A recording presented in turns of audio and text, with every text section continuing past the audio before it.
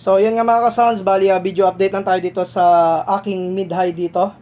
Bali, nalagyan ko na siya ng T-nut. So, ito yung kinalabasan niya.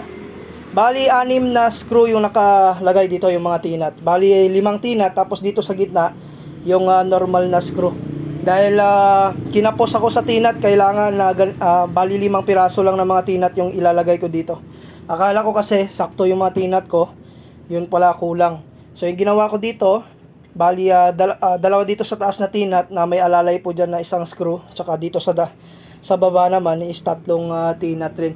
Pero walang problema po yan dahil hindi naman lumalabas yung base po sa mid. Bali vocal lang po yan. Tsaka napakatibay na po ng T-nut na ito. Kahit 4 lang na T-nut, kayang-kaya na yan na suportahan yung isang D12 na speaker. So bali dalawang mid-high pa lang dito yung aking nagawa. So bukas ulit yung dalawang mid-high na ito.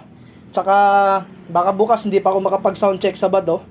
Linggo talaga ako makapag-soundcheck dahil kailangan kong bawasan ulit dito yung mga gilid para hindi para hindi sumayad yung cone niya ulit dito. Kasi DJs yung butas na ito, yung nakaload po dyan is D12. So ito yung kagandahan sa pinagawa ko na na box kasi nga yung butas niya DJs. So kung gusto kong magpalit ng DJs na mga speaker, pwede ko siya ditong isalpak sa harap. So hanggang dito na lang muna mga ka-sounds. Peace out.